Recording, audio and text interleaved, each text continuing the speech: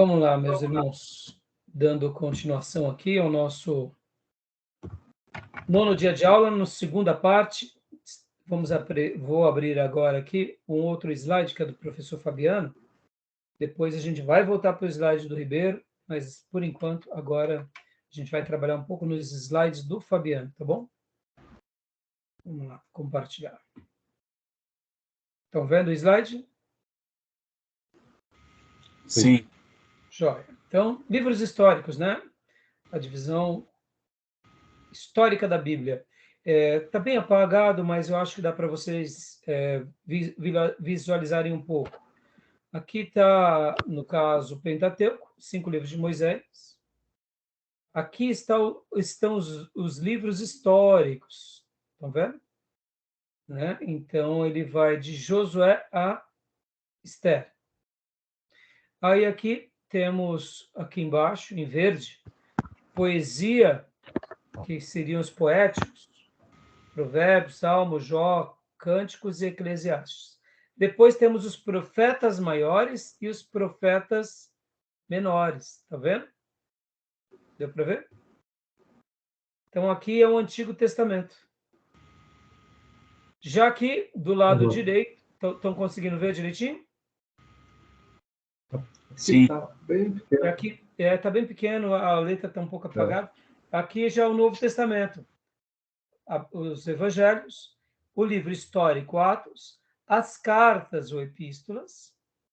Aqui estão, no caso, as demais cartas, que seriam Hebreus, Tito, Hebreus, Tiago, 1º, 2º João, Pedro, né? Como? Lilás, né? A parte Lilás. Isso, exatamente. As demais cartas, né? E Apocalipse. Apocalipse também pode ser descrito ou como uma carta ou como um livro histórico. Também, ou melhor, pode ser visto como um livro, que se trata de profecias, tá bom? Então, alguns vão chamar Apocalipse de livro, que ele é um livro profético, outros vão falar que ele também é uma carta, porque não deixa de ter um endereço, mas, ao mesmo tempo, não é errado falar como carta ou como livro, tá bom? Então, os 12 livros históricos, a gente já viu, continuando aqui, né? Aqui é Josué e Yoshua, Javé é a salvação, Javé salva ou Javé é a salvação. A gente já viu esses detalhes. Frase-chave, ser forte, corajoso. Versículo-chave 1:6, ser forte, corajoso, porque tu farás este povo herdar a terra que sob juramento prometi dar aos teus pais. Não passou, não mudou. Ah, não mudou? Não mudou para Não. vocês? Vou te falar, viu? E agora, mudou? Não. Não, continua. Tá dando trabalho hoje aqui, viu? É alguma coisa que eu não estou sabendo fazer. A sua imagem também não está aparecendo. Ela está sumindo, não sei por quê, Gil. E agora foi? Agora sim. Então, mas aqui embaixo, para mim, aparece um perto de onde está o símbolo do seminário, sabe? Eu tento apagar, eu não sei se aparece para vocês. Eu acho que é isso que está bloqueando a tela. Então, a gente já viu aqui, né, o autor do livro, Josué, menos os últimos versículos. Tema: risco e vitória da fé em Israel, a data, frase, tal. Fatos importantes: travessia do Jordão, confirmação da liderança de Josué, livramento de Raabe, a prostituta, encontro de Josué, né, com o comandante. Você pode ver que, irmãos, cada um vai ter assim os seus detalhes, né? Por outro lado, o professor Raimundo Fabiano está seguindo praticamente as mesmas diretrizes do Ribeiro. Aqui vem um esboço agora da divisão do livro, né? Conquista de Canaã, do capítulo 1 ao 12, divisão de Canaã, do 13 ao 24. Tá? Agora, é claro, irmão, você vê como que quando nós pegamos um livro como esse e fazemos um esboço assim frio, parece que o livro é tão pobre, né? Quando nós lemos tecnicamente o esboço técnico, né? Conquista de Canaã, do 1 ao 12. Mas quando nós lemos o capítulo 1 de Josué, capítulo 2, 3, 4, poxa, a maneira em que Deus se revela não é seco, não não é técnico, né? Exatamente. Começando pelo capítulo 1. É quase que poético a maneira que Deus se apresenta, né? Espirituoso, é cheio de acontecimentos, né? É o Senhor se apresentando ali como um Da vida, né? soldado valente. Hã? Da vida, o texto, ele ganha vida.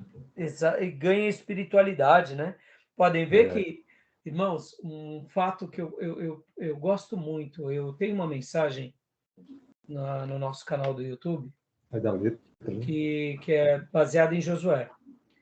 E ela tem muitas visualizações, mas muitas. Quando eu olho assim, eu falo, a gente, e assim, o nosso canal do YouTube, uma coisa que eu procuro tentar, né, fazer, é claro que eu não estou aqui fazendo um discurso do simplismo, tá, irmãos?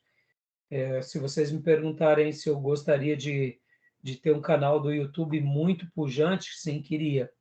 Desejaria ser, sabe, milhares de visualizações e tudo. Mas uma coisa que eu procuro deixar é um crescimento orgânico. Mas tem uma mensagem lá do nosso canal do YouTube que tem muita visualização, é sobre Josué.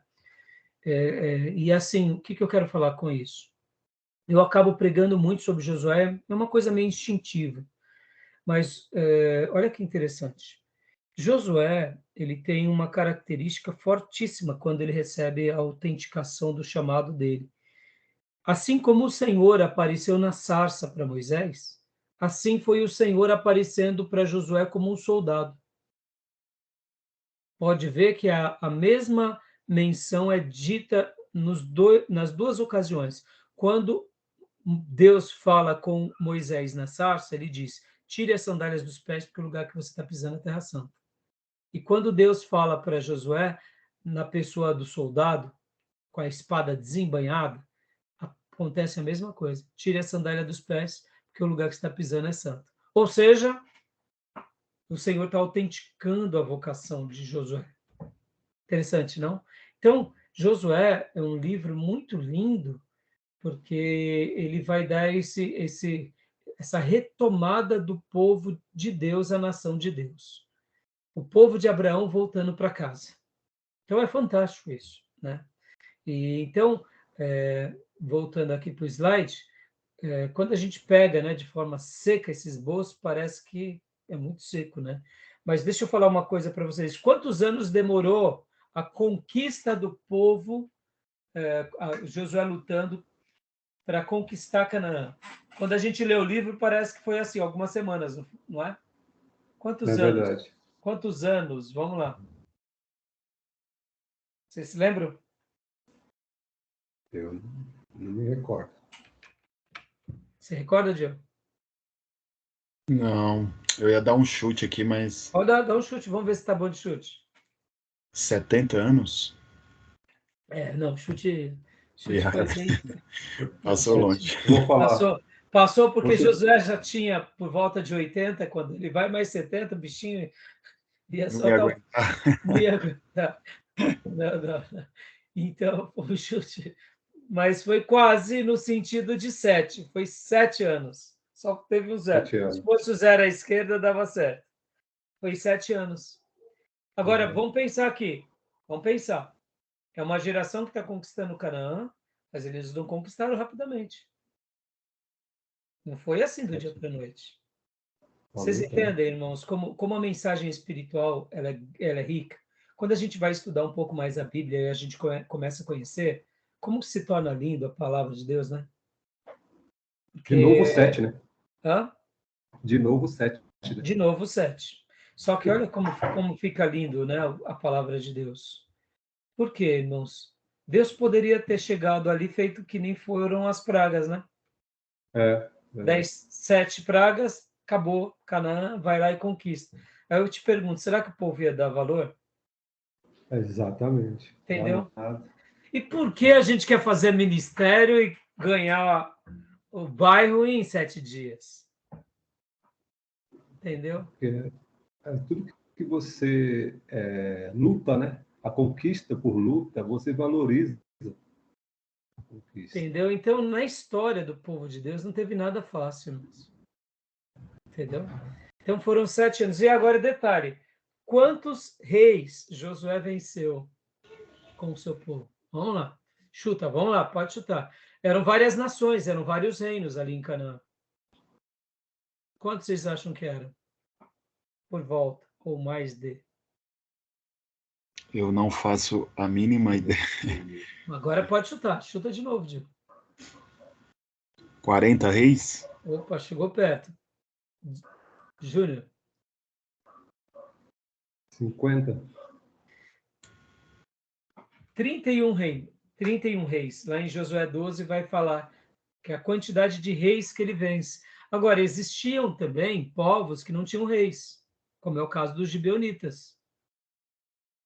Então, podemos dizer que Josué venceu mais de 30 reinos, quem sabe por volta de 40, para conquistar Canaã. Agora, olha que interessante. Ele conquistou todos os que estavam em Canaã ou ficaram ainda algum remanescente? Ficaram alguns remanescentes. Né? Mas, poxa, Deus deixou remanescente? Eu lembro que a conquista total de Canaã, ou assim, sua plenitude, aconteceu mesmo com o rei Davi, né?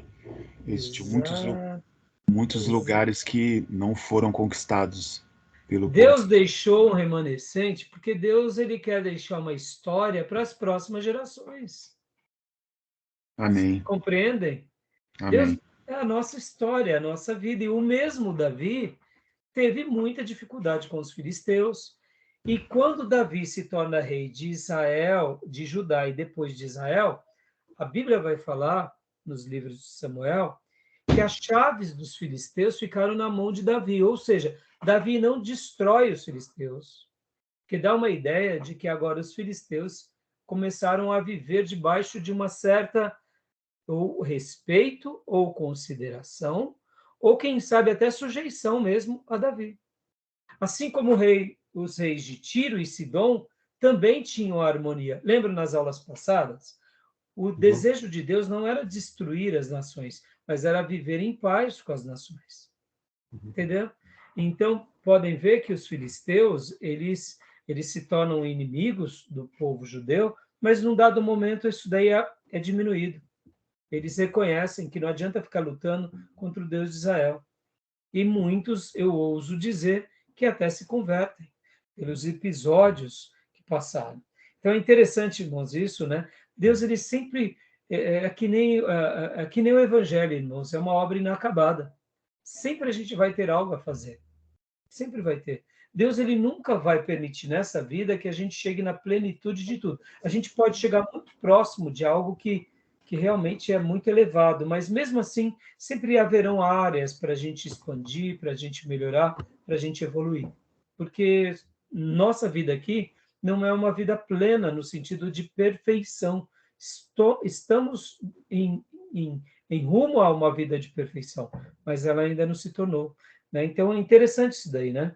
Então você vê, 7 anos para conquistar Canaã, para depois dividir a terra, conquistaram 31 reinos e possivelmente quase por volta de 31 reinos e suas nações, mas tiveram outras nações. Mas teve uma derrota, não teve uma derrota? Teve. Qual era a cidade? Foi Ai, né, que derrotou eles. Isso.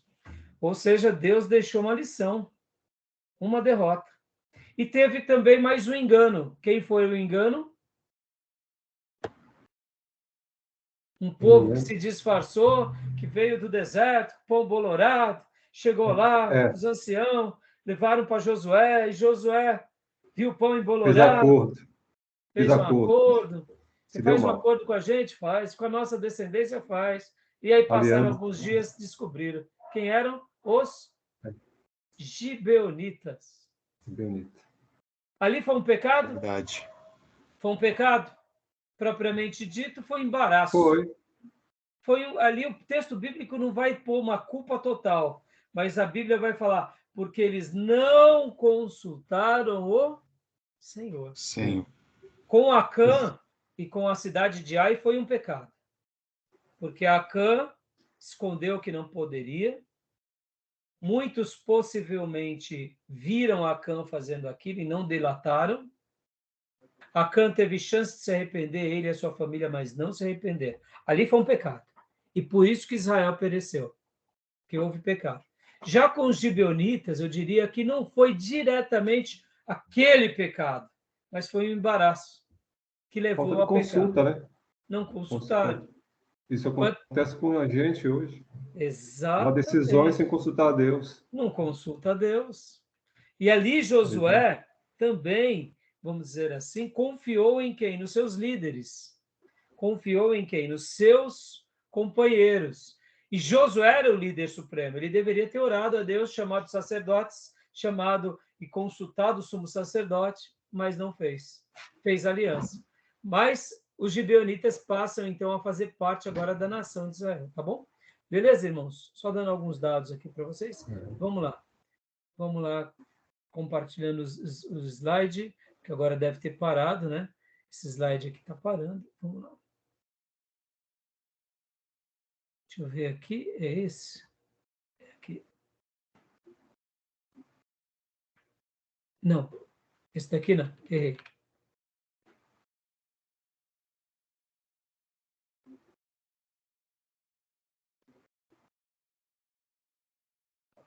Jóia. Continuando, então. A autoria a gente já viu. O nome também. Autor do livro. Nós entendemos que é o próprio Josué. E o finalzinho dele é bem provável que seja ou Eleazar ou Finéias, né? Que nem diz aqui, é notório que houve um acréscimo dos últimos 5 versículos ao livro, a respeito da morte de Josué e Eleazar. E é bem provável que esse autor seja Finéias, ou um dos anciões, porque tanto Josué quanto Eleazar morrem, né? Então não seria esse. Então, sobre essa questão da autoria, bem, vocês estão vendo aí, tá na autoria, né? Tá, sim. Tá bom? Contexto do livro, né? Israel está agora em condições de tornar posse da terra prometida e cumprir sua missão de ser testemunha entre as nações, pois já se levantou uma nova nação. Josué lidera o povo que outrora era rebelde e agora disciplinado, subjugando as nações de Canaã na força do Senhor dos Exércitos. Eu preguei, né, na pandemia uma série de mensagens baseadas no livro de Josué. E é interessante, irmãos, que Deus liberta o povo do Egito com 10 pragas e foi o próprio Deus quem libertou Israel do Egito. Mas agora, Deus quer conquistar Canaã e fala para o povo guerrear. Interessante esse paralelo, né? Olha que interessante. Quando Deus liberta o povo do Egito, são as pragas de Deus atingindo o Egito. É a mão de Deus abrindo o Mar Vermelho. Mas agora, para conquistar Canaã, é o povo indo guerrear. Conseguem entender como Deus ele vai se revelando na história? Ora ele faz algo, e ora ele diz, vai lá e trabalha. Ora ele faz um milagre, mas tem hora que ele diz, vai lá e execute. Vocês conseguem entender que essa é uma linguagem divina que acompanha a nossa vida o tempo todo? Por exemplo, aqui agora a gente está estudando. Não está sendo visão. Não está sendo revelação. Está sendo o quê? Pestana. E atenção. A gente está tendo que gastar tempo. Mas vai ter um momento que a gente vai estar lendo um texto, de repente vai saltar o Espírito Santo, vai sacudir a gente com uma ideia maravilhosa e a gente vai entender coisas do Altíssimo, porque é a graça dele nos invadindo. Ora é Deus atuando e ora é o Senhor falando, vai lá, meu filho, e trabalha. Por exemplo, hoje ele está dizendo para mim, vai lá, pastor Raimundo, ensina meus alunos. Entendeu? Eu não tenho muita escolha. Eu não posso aqui soltar a espada, né? Mas essa é a nossa relação, né? Podem ver, a gente prega o evangelho, nós não somos o evangelho não é nosso, é de Deus, o poder está nele, mas quem vai converter o coração é o Senhor. A gente só é um porta-voz. Mas a gente tem que pregar, a gente tem que amar, a gente tem que ir lá e tirar o carrapicho. Mas quem vai fazer a obra é Deus. Mas a gente não pode deixar de ir. Mas também a gente não pode achar que é a gente. Ou seja, olha o equilíbrio.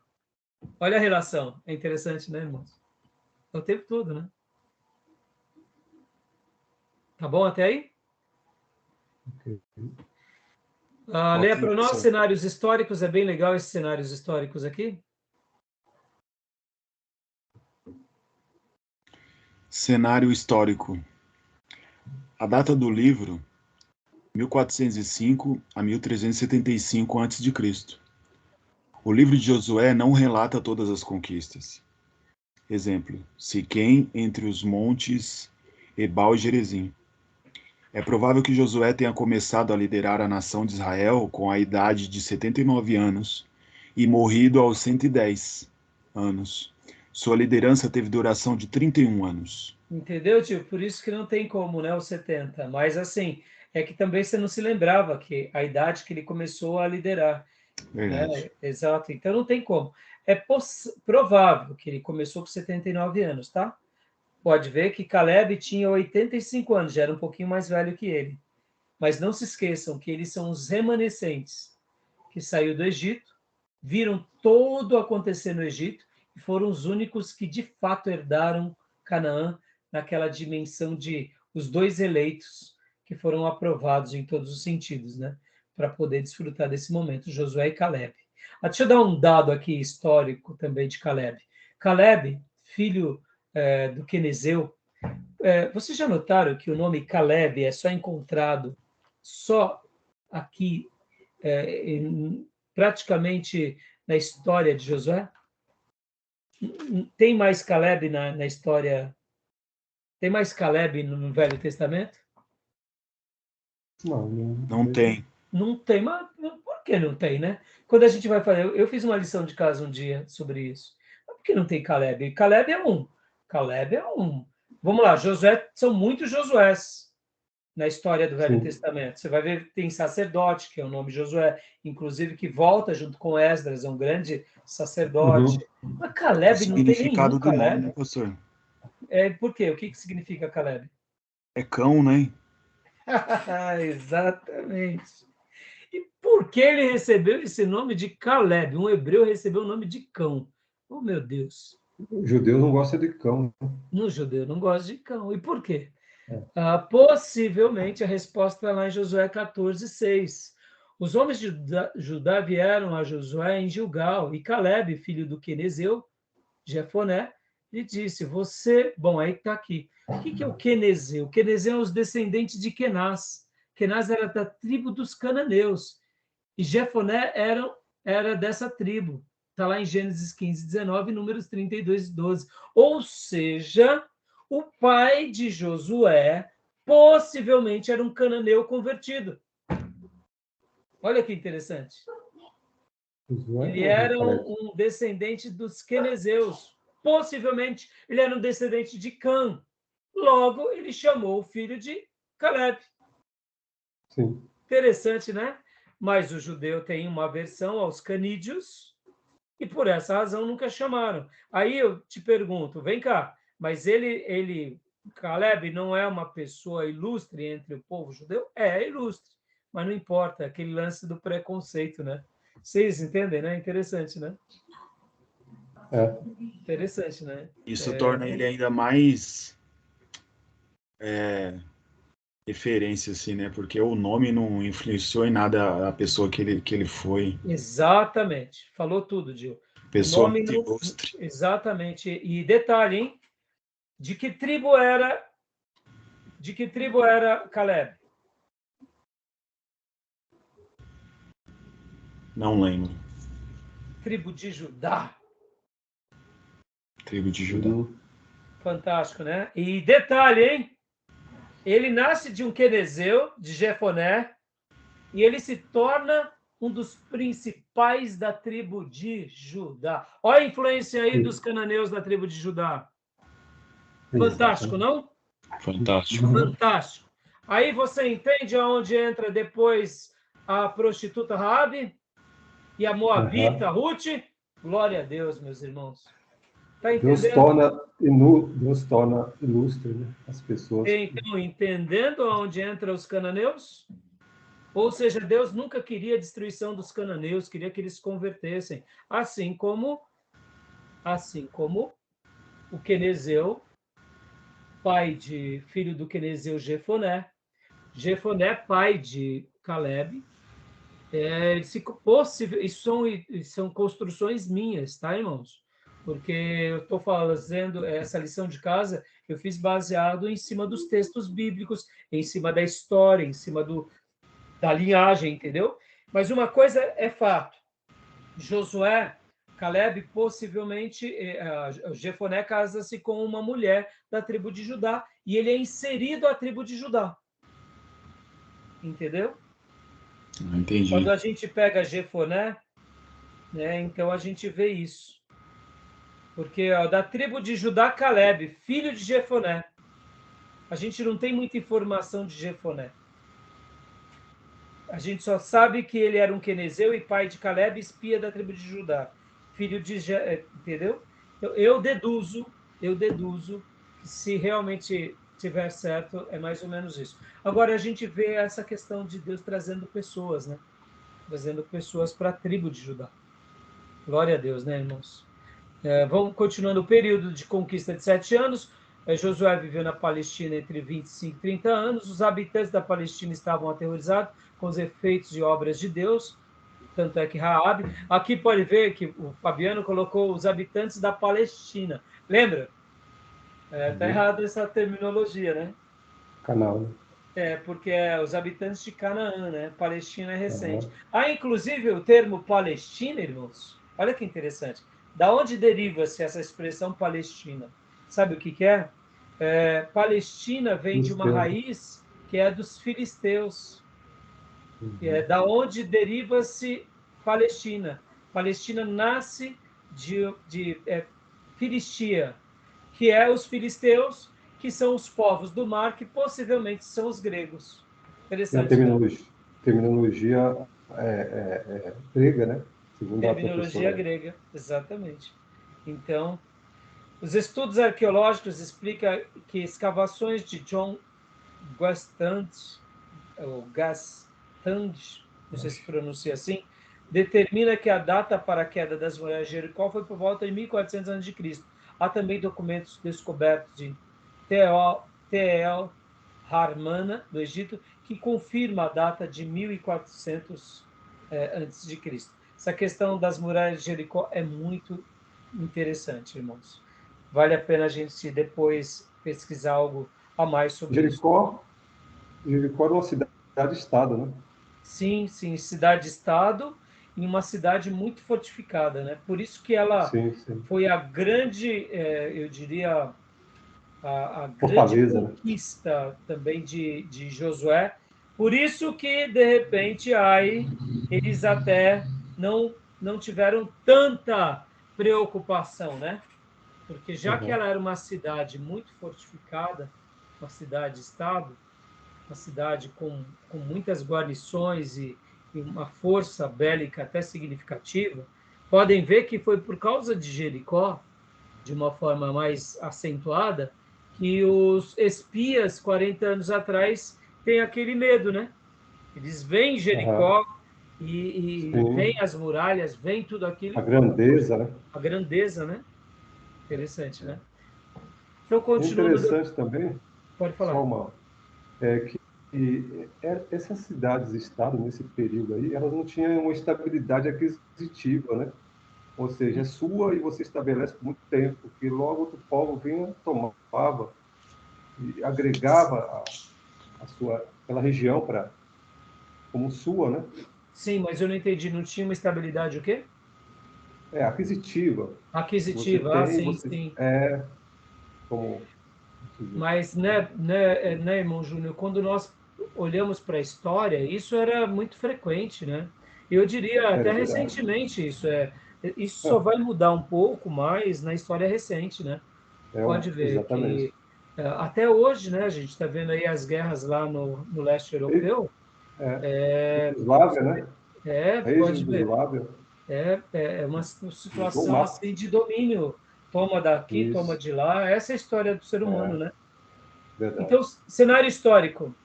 Não consegue ler, né, Júlio? Tá ruim para você, né? Consigo. Tá. O estado em que achava a nação. A liderança foi atribuída a Josué por conta da morte de Moisés 30 dias antes. De março de 1405 a.C. A travessia do Jordão foi um pouco antes da Páscoa. Deixa eu ver aqui. Nesta época, o Jordão inundava as margens. Isso. Eu tenho aqui um slide, eu vou até adiantar para vocês aqui. Bem interessante aqui, ó. Vamos ver nesse slide? Olha os sacerdotes, lembra das roupas sacerdotais? Arca, né? E a arca, né? Lembra que se cobria a arca com a cortina? Agora, vem cá. Essas paredes aqui do Jordão, isso é coisa de pentecostal ou não é? Nossa. Não é, Gil? Aqui é de avivado e pentecostal, né? Porque o Jordão... então, uma coisa é o Mar Vermelho, vamos lá, no Egito e tal. Outra coisa é o Jordão, sinuoso, barrento. Só de estar aqui, vamos dizer, se tivesse aqui a 1 metro acima da cabeça dos sacerdotes, já estava bom demais, né? Não, agora essas paredes aqui tá mais para um... Eu sei que como ficção, como poesia, fica bonito. Mas eu particularmente deduzo, né, que de fato sim, as margens do Jordão eles tinham essa questão, né, de se ficarem inundadas, então pontos mais baixos eram mais profundos, tal, dentro do rio. Mas eu acho que não foi assim uma coisa tão como o Mar Vermelho. Mas irmão, é aquilo lá, A cura do cego de Jericó e a ressurreição de Lázaro é tudo cura. É tudo milagre, não é verdade? Então, eu não vou desconsiderar o tamanho do milagre por causa do tamanho da abertura da profundidade, entendeu? Não importa, né? Mas eu fiz questão de mostrar isso para os irmãos, porque isso me lembrou um pouco dos nossos testemunhos exagerados, né? Dimensão, então, uma pouco dimensão, fora da sensacionalista. Então, a população, a gente já comentou sobre essa questão, né? E agora aqui, lê o 3 para nós, por gentileza, Júnior. A população? Condições geográficas. A condição geográfica de Canaã, a leste de Canaã, era comparada à da faixa ocidental, desde Sidom, norte, até Gaza e Sodoma, no sul. Gênesis 10, 19. O nome Canaã vem dos filhos de Canaã. Mais tarde é chamada de Palestina pelos romanos, segundo Heródoto. Pelos gregos é chamada de Filisteia. Alestine. Os nativos eram chamados de filisteu. Daí onde deriva-se Palestina. Palestina nada mais é do que uma reconstrução dos filisteus. Então, hoje, se nós falássemos que os palestinos eles são os filisteus, com os filisteus modernos, não estaria nem um pouco errado, né? Com relação ao nome, tá? Não estou falando com relação ao povo, já houve muitas mudanças, tá bom? Cenário histórico, possíveis descendentes de Canaã, isso é muito legal. Os heteus, filhos de Et, estabelecidos na Ásia Menor, girgazeus, proveniente da região ocidental do Mar da Galiléia, amorreus, povo montanheiro dos planaltos, oeste e leste do mar, morto, cananeus, tecnicamente da região norte, ferezeus, associado aos povos da região norte, heveus, os pacíficos de Bionitas, perto de Jerusalém, e os jebuseus, tribo guerreira estabelecida em torno de... Não estou conseguindo... tribo guerreira estabelecida. Que está cortando aqui por causa que está aparecendo aquela notícia. Dá para eu abaixar. Eu não sabia que dava para abaixar. Olha que interessante. Os gibeonitas, eles eram pacíficos. Né? Interessante, né? Cenário político. Canaã havia sido dominada pelo Egito desde o ano de 1468 a.C., e os quais estabeleceram postos militares e cidades reais por toda a terra. Em 1400 a.C., o poder egípcio enfraqueceu-se, deixando a terra vulnerável e passível de invasões, porém as cidades de Canaã estavam bem fortificadas. Jericó foi um exemplo, edificada sobre um outeiro, um monte, rodeada por muros de tijolos, uns de 3,6 metros de largura e outros de quase 2 metros. As muralhas de Jericó, irmãos, eles eram literalmente gigantes. As pessoas habitavam lá dentro, como se fossem, pensem assim, como se fossem literalmente casas, né? uma muralha onde dentro deles havia a habitação, né? Então, haviam carros que passavam em cima das muralhas. Então, olha que situação, ó, como que eram muralhas fortificadas, né? Podem ver que Raabe está alojada dentro de um lugar que foi marcado ali pelos soldados de Israel, pelos espias, para que os espiões, para que ela não fosse morta, nem ela, nem a família dela. Detalhe, né? Era algo vermelho, que até remete à ideia, depois, para nós, né, de um significado mais importante. Pode ser por acaso, irmãos, mas eu quero acreditar que esses pequenos acontecimentos sempre vai ter uma mensagem. Porque lembro quando o povo de Deus saiu do Egito, eles tiveram que pintar as ombreiras das portas com o quê? Com o sangue do cordeiro. Então, aqui Raabe, possivelmente, eu acho que os espias naquela hora tiveram essa ideia, ou quem sabe eles tinham alguma coisa, ou foi uma orientação divina mesmo, né? De colocar algo vermelho para dar aquele significado, né? Só que diferente do anjo da morte, agora eram os soldados. Interessante, né? Uhum. E é mais interessante também saber que o Egito dominava essa região. Só que em 1400 o poder do Egito se enfraquece. Agora, olha que interessante. O que acontece por volta... porque, como que é interessante, né? Por que se enfraqueceu aqui, né, irmãos? A gente deduz que foi o episódio, de fato, bem próximo a Moisés, né? Bem próximo a Moisés. Não foi enfraquecimento pelo enfraquecimento, mas imagina aquela ruptura, né?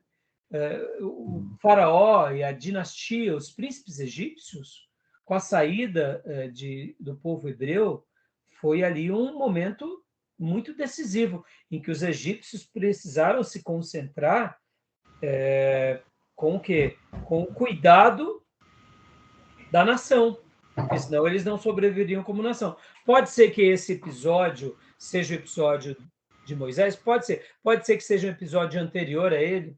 Pode ser também. Eu só estou comentando aqui que alguns acontecimentos na história a gente não sabe dizer, é uma especulação minha, mas pode ser que tenha sido antes mesmo do episódio do Êxodo, que o Egito tenha deixado de dar uma atenção especial a Canaã. Por algum motivo e por alguma razão. Quem sabe, até em cima disso, eles se concentraram ali em querer colocar, quem sabe, o povo hebreu debaixo de escravidão. Quem sabe foi isso? Não sei. São deduções, tá? São especulações, tá? São hipóteses, tá? Será que a Canaã não era uma possível colônia do Egito? Não. Então, é isso que está dizendo aqui no slide. Pode ver, ó. Canaã havia sido dominada pelo Egito desde 1468 a.C., os quais estabeleceram postos militares e cidades reais por toda a terra. Em 1400, o poder egípcio se enfraqueceu. Eu estou reconstruindo aqui hipóteses que pode ter sido o enfraquecimento antes mesmo da saída do Êxodo, ou pode ser, quem sabe, pelo Êxodo, mas são especulações, tá, irmãos?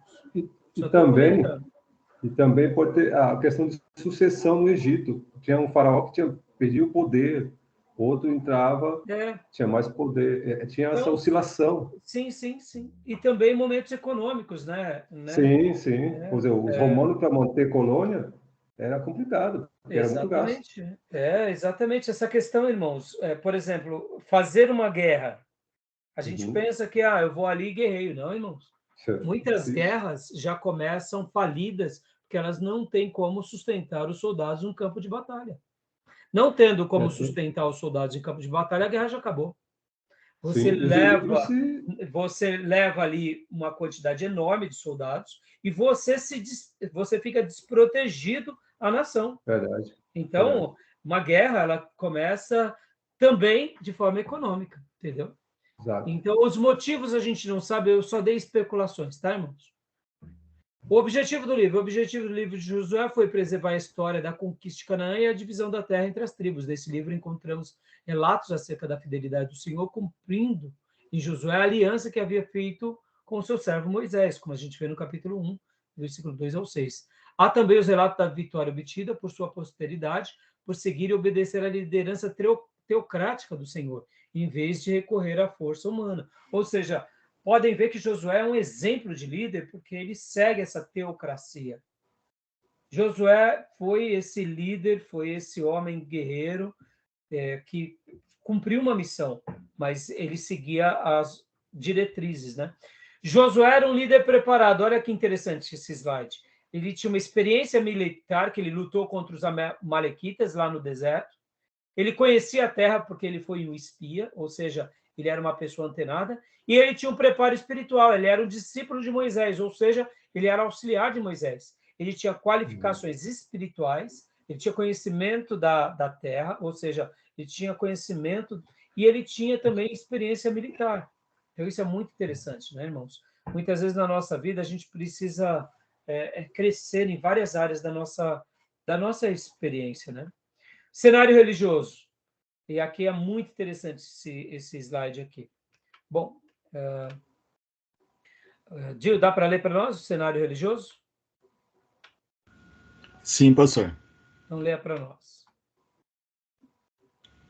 A terra de Canaã era infestada pela idolatria, tanto na questão moral quanto na religiosa.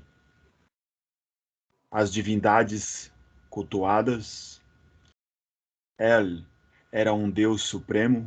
Poemas ugaríticos relatam acerca das ações cruéis, tirânica, sanguinária do povo. Também fala da prostituição espiritual por meio da sensualidade incontrolável. Baal. Este era o filho de El. O seu sucessor dominava um grupo de cananeus e era considerado o Senhor do céu. Era o Deus da chuva e da vegetação. Resumindo, só uma coisa importante. Resumindo, sim, pode ver que ele é o Deus da chuva e da vegetação. Ele é o sucessor de El. E ele domina os cananeus e ele é o Senhor dos céus. Em outras palavras, ele era o Deus da prosperidade. Ele era o Deus da colheita, da fartura. Porque tendo chuva e tendo vegetação, você tem o quê? Tem água, tem gado, tem prosperidade, tem pastagem, você tem plantações, você tem civilização abençoada. Então, Baal é o Deus da prosperidade. Interessante, né? Agora, olha que interessante. El, como Deus supremo para os cananeus, vocês vão ver e vão aprender depois, lá em Missões, que vocês vão ver que também El, pode ver El Shaddai, o El, no hebraico, recebe como nome de Deus. Então, muitas vezes, essa questão da correspondência, a gente vai vendo que há uma certa semelhança entre algumas linguagens entre os cananeus e o povo hebreu. Mas isso não significa que é a mesma coisa. Mas há uma semelhança e uma maneira em que Deus também tinha já se revelado para aquele povo. Só que, como o povo muitas vezes se torna idólatra, eles se corrompem. Pode ver que de El, eles surgem várias ideias e pode ver que é um povo que pratica o quê? Uma certa tirania, é um povo sanguinário, tem a questão das prostitutas cultuais, ou seja, aí já é outra questão. Sabe aquela questão, irmãos, de chamarmos Deus de Alá, ou melhor, é isso, de Alá, né? Falar que Deus é Alá, num primeiro momento, muitos cristãos fazem essa correspondência quando estão evangelizando.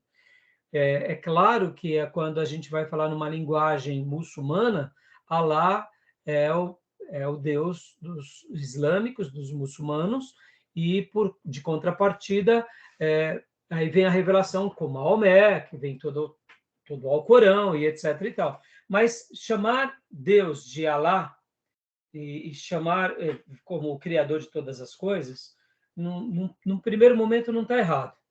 É uma discussão que depois a gente vai trabalhar mais isso nas aulas de missões. Mas vocês conseguem entender? O católico chama Deus de eterno, o espírita chama Deus de eterno, o cristão chama Deus de eterno, não tem nenhum problema falar o Criador de todas as coisas. Mas como você adora aquele Criador, que é aí onde entram os embrólios e os problemas. Estão entendendo? Então, eu fiz questão só de comentar aqui, El, porque pode ver El Shaddai, né? Elohim, Elohim, né? Jeová, Sabaote, vocês vão ver o El em vários nomes, até do nome de Deus, né? Tá bom? Tudo bem até aí? Alguma dúvida? Ô, pastor, esse Baal, ele tem assim uma certa constância na história do povo de Israel, né? É o mesmo Baal que Elias profetizou contra os Sim, 457 sim, de Baal. exatamente. É o mesmo, né? Esse Baal aí, que é o filho de El, esse cramunhão aí ficou na sola do povo durante décadas. Ele tem uma vida longa em Israel, parece. Por quê? Porque ele é o Deus da prosperidade. E o Entendeu? povo se devota a ele durante um tempo, né? Como o povo de Deus? O povo de Israel se devota a ele. Sim, porque sabe o que eles faziam? Eles faziam uma separação. Nós seguimos ao Deus Jeová, que nos livrou do Egito, que é o Criador do céu e da terra, mas nós adoramos a Baal porque nos dá o mantimento. Entendeu? Isso era comum e frequente. Será que qualquer semelhança é mera coincidência? Por A isso que Elias história. falou, até quando vocês vão cochear entre dois pensamentos, né? Exata, ficar encoxilhando, né? Palavra diferente, né? Até quando É, vocês vão ficar entre dois pensamentos com dúvida, né? E aí foi é, quando, de fato, Elias faz aquele desafio, vence aquela batalha. Agora, olha, Elias, para Josué, está quantos anos de diferença? Vamos lá, vou fazer uma continha rápida aqui, ó. Josué, a data do livro, 1300. O templo foi erguido no ano 957, 67, ali, 900 e pouco, 970, por volta disso, com Salomão. com Salomão. Elias depois de algumas décadas lá, ou seja, 400 anos. Ficou encardido Baal. Por quê? Será que tem a ver com essa questão da prosperidade? O que vocês Muito acham? tempo depois, hein? Olha. Então, mas e aí, o povo não se desprende desse tal de Baal? Por que será que esse negócio da prosperidade pega tanto na gente, né? É uma inclinação do homem, né, para essas coisas. Misericórdia. Vocês entendem a teologia da prosperidade? Ou quando eu falo aqui, Interessante. quando eu falo aqui, né? Por exemplo, que qualquer semelhança é mera coincidência. O catolicismo ele não tem os seus ídolos que ele adora, Sim. Exatamente. né? Porque afinal de contas, os ídolos prosperam, me dão proteção. Os ídolos me dão até casamento. Tem santo casamenteiro que desenterra as encalhadas, né? Então, e agora? E nós crentes? Nós será que temos os nossos Baals também? Sim. Entendeu? Lembra que eu venho falando em muitas aulas e já até preguei sobre isso em aula inaugural, falando que há um ídolo invisível chamado prosperidade? Está entendendo? Olha o Baal aí, numa linguagem cristã triunfalista. Olha que perigo. E essas civilizações tinham a ideia de materializar o Deus através da imagem. E hoje tem, você falou aí, não, o cristão não tem a imagem, mas tem devoções por coisa, né? Sim. Que coloca como prioridade, tira Deus da sua vida. E passa a ser um Deus quando a gente devota tanta relevância para algo, deixa Deus de fora. É isso aí. E por isso que a gente tem que tomar um cuidado, irmãos. E a prosperidade, ela é uma bênção, mas ela, se a gente não tomar cuidado, ela mata com a gente. E isso vale para todos nós e vale porque, irmãos, alguém já disse, eu já ensinei isso, e ensino isso com frequência na igreja, vou ensinar isso com frequência para vocês, que o maior concorrente de Jesus não é o diabo. O maior concorrente de Jesus é o dinheiro. Ele mesmo disse isso. Pode ver. Ele falou, nós não podemos seguir a dois senhores. Uau. E aí ele coloca quem? As riquezas. Mamon. Ele não coloca o diabo, né? Interessante, né? Verdade. Mamon está a serviço do diabo, mas é Mamon. Então, o maior concorrente de Jesus é Baal, é o Deus da prosperidade. É a prosperidade. Curioso, né? É a prosperidade distorcida, tá bom? Então, beleza? Pode continuar lendo, Gil. Ok. Anat era irmã de Baal. Ela estava entre as três deusas protetoras do sexo e da guerra. Ao mesmo tempo, havia prostituição espiritual e sacrifício de crianças. Astarote e Azerá eram esposas de Baal e também deusas do sexo e da guerra. Então, você vê, essas Astarotes, Acera, Astarote, né, esposas de Baal, sexo e guerra, faziam com que o culto dos cananeus fossem repletos de práticas sexuais, imorais. E Anat, irmã de Baal, que ao mesmo tempo era uma deusa protetora do sexo e da guerra, fazia também sacrifícios de criança, assim como outros ídolos cananeus eram ídolos que faziam sacrifícios de crianças, irmãos. Os cananeus, irmãos, na sua melhor definição, eles eram idólatras, eles eram cruéis e eles eram imorais. E o culto deles era uma miscigenação de tudo isso, regado a uma pseudo-prosperidade, para que eles pudessem receber bênçãos. Por exemplo, irmãos, quando a gente vai estudar um pouco mais sobre essa história da religião cananeia, era comum um cananeu pegar um filho na construção de uma casa e sacrificá-lo como pedra fundamental na base da casa. Dá para acreditar num negócio desse? Parece um pouco com a mitologia dos Vikings, né, pastor? Olha, sexo, guerra e sacrifício de crianças. Sim, mas mesmo assim eu ainda deduzo, olha, eu não conheço a fundo os Vikings, tá?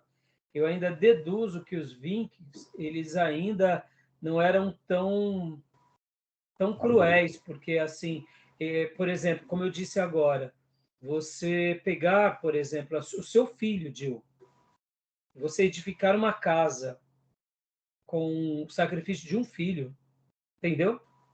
Você pegar um outro filho e colocar nas mãos de Moloque, que era um deus, que era como uma fornalha, que tinha umas mãos que saíam para fora, e você colocava um bebê, ele trazia para dentro e a criança gritava, e você ali fazia um culto, dedicando o seu bebê.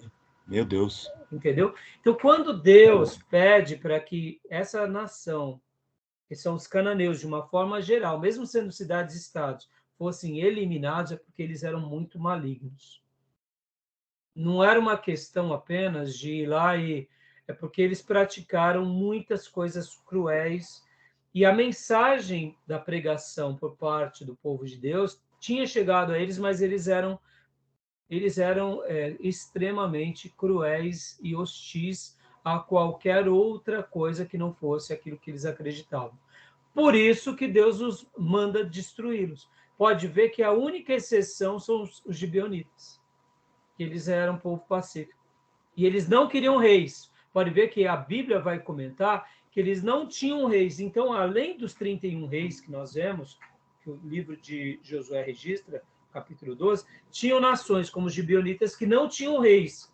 Então, a gente chega a uma dedução que foram por volta de 40 nações, contando essas 31 nações com reis, mais essas outras como os gibeonitas que não tinham reis. Interessante, né?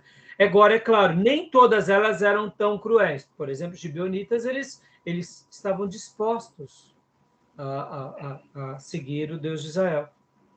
Entendeu? Então, na realidade, o cenário religioso era cruel.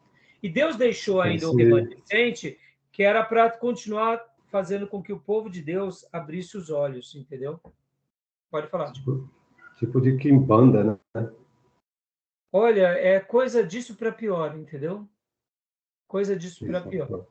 Tá bom? Continuando aqui, Josué encontra o seu comandante, a gente já sabe que aqui foi o próprio Jesus, o comandante.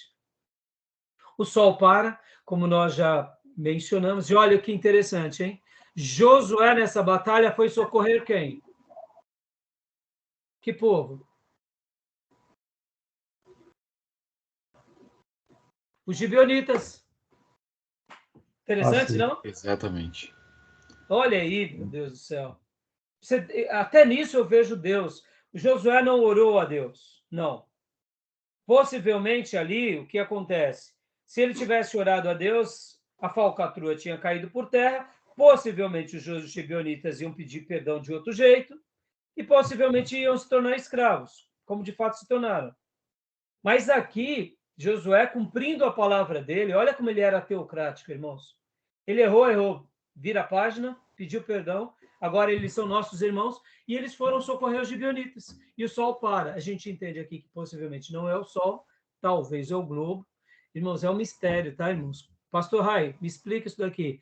Eu vou explicar para vocês como eu vou conseguir explicar Lázaro, tá bom? O que aconteceu com Lázaro, pastor? Depois de 4 dias, mal cheiroso, ressuscitou, tá bom? Como que é o nome disso, pastor? É milagre. E aqui, pastor, também é milagre. É por isso que a gente chama de milagre, porque não tem explicação, entendeu, irmãos? Lembra do relógio de Acácio? Uhum. Relógio de E Acácio é a voltou mesma atrás, coisa. né? Voltou atrás. Me diz, como que retrocede? Não me fala isso daí, não. Como que é o nome disso, pastor? O nome disso é milagre. Me explica. O nome é A Terra milagre. translação, né? Hã? Rotação, né? A Exatamente. Terra translação, rotação só não para. Exatamente. Como que para, como que o Sol para, irmãos? Hoje a gente sabe que a Terra ela está entre rotação e translação. Alguma coisa aconteceu no cosmos. E lá no relógio de Fenômeno, Acácio, né? a mesma coisa. Ou seja, pastor, você acredita nisso? Eu acredito tanto nisso quanto eu acredito na ressurreição de Cristo. Tá bom, meus irmãos? Para mim não há nenhuma dúvida, tá? Então, aqui algumas explicações sobre isso. Cristologia no livro Josué. A gente vê que no livro de Josué não há uma profecia relacionada ao Messias, porém podemos encontrar várias tipologias acerca do Cristo.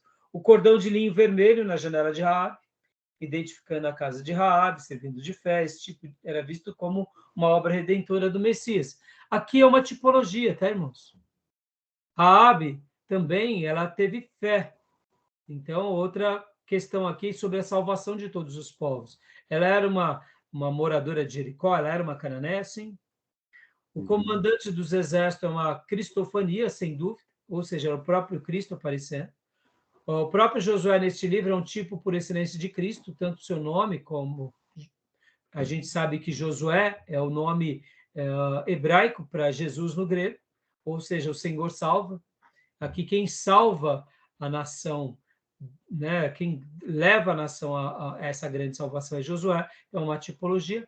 O apóstolo Paulo em Efésios 6, como uma batalha, o apóstolo Paulo em Efésios 6, como uma batalha que pode ser vencida pelo uso da armadura de Deus, dando uma outra tipologia, né? Aqui a posta da Terra, que são mapas, né? A gente já viu isso bastante em geografia, o irmão Júnior vai ver lá para frente, né? Que aqui é quando conquista as 12 tribos e faz a divisão. Beleza? Tudo bem?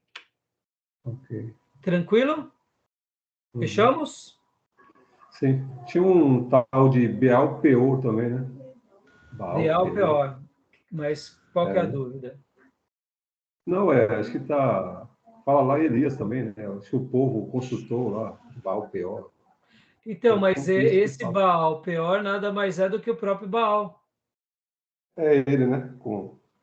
Esse Baal pior, né? Que na realidade ali também seria quando Balaão leva eles, É mesmo. É entendeu? lá mesmo que Baal fala. Peor. Tudo que Foi. vocês vão ver que vai ter uma influência gigantesca de Baal em tudo. E sempre vai ter Baal. Por exemplo, os postes ídolos. Lembram quando Jacó foge de Labão e as esposas dele levam lá os postes ídolos, Balaíns. Uhum. Sim, Balaíns né? nada mais era do que ídolos do lar. Irmãos, Sim. a idolatria, Deriva de tudo isso. tudo é claro que ali no caso Balaíns são ídolos do lar. Mas pensem assim, são objetos sagrados que para eles eram importantes. Podem ver que Abraão, ou melhor, Jacó, em algum momento vai fazer uma limpa na casa, pedindo para que todo mundo jogue fora as coisas. Por quê? Porque são coisas de idolatria que o povo de Deus Sacerdote, né? não deveria ter costumes ou práticas, tá bom? Uhum. Mas percebam como sempre o nosso coração ele se inclina facilmente para o quê? Para o físico, não para o espiritual. É verdade. Tá bom? Terminamos aqui, Josué? Ok. Pastor, Beleza? Oi, pois não. Beleza. posso tirar uma dúvida? Claro, pode. Eu nunca tive muita clareza a respeito das cidades de refúgio. Não, então, a cidade de refúgio, você vai ver que os levitas foram divididos em 48 cidades. Sim. E olha que interessante, hein? Quando a gente lê o livro de Josué, isso é muito interessante. Os coatitas, lembra quem eram os coatitas? Eles eram levitas? Eles eram da tribo de Levi, mas dentro dos coatitas veio qual ramo? Dos sacerdotes, se não me engano. Exato, sacerdócio de Arão. Então, os coatitas, que desemboca dentro de Arão, Sim. e aí Arão vem a família sacerdotal. A sorte dos coatitas cai em Judá, Simeão e Benjamim, onde vai ser o templo futuramente, a divisão da terra. Então, quando a divisão da terra é feita, as cidades levitas são divididas em 48 cidades em todas as 12 tribos, tanto a leste quanto a oeste. O que acontece com isso? Dentro de todas essas cidades, 48, 6 cidades foram cidades de refúgio, que os levitas cuidavam, 3 a leste e 3 a oeste. E se a gente olha no mapa de Israel, vamos pegar esse mapa aqui. Deixa eu pegar aquele mapa que a gente estava vendo há pouco. Se a gente pegar o mapa que a gente estava vendo há pouco... Eita, por que não está vindo aqui? Aqui. Deixa eu compartilhar de novo. Se você pegar esse mapa aqui, Gil, você vai ver e depois fizer uma lição de casa junto com... Você vai... Aqui, ó. Estão vendo o mapa? Não. Sim. Então aqui, esse mapa à esquerda está um pouco mais embolado, mas porque está os nomes das cidades, tá vendo? Deixa eu pegar um outro mapa aqui, rapidinho. Deixa eu pegar um outro mapa que dê uma visualização melhor. Deixa eu vir aqui para a geografia bíblica, que aí a gente vai ter mapas mais detalhados e aí a explicação fica melhor. Geografia bíblica 1, mapas de Strong. Deixa eu ver aqui rapidinho. Aqui. Só pegar aqui e compartilhar essa tela.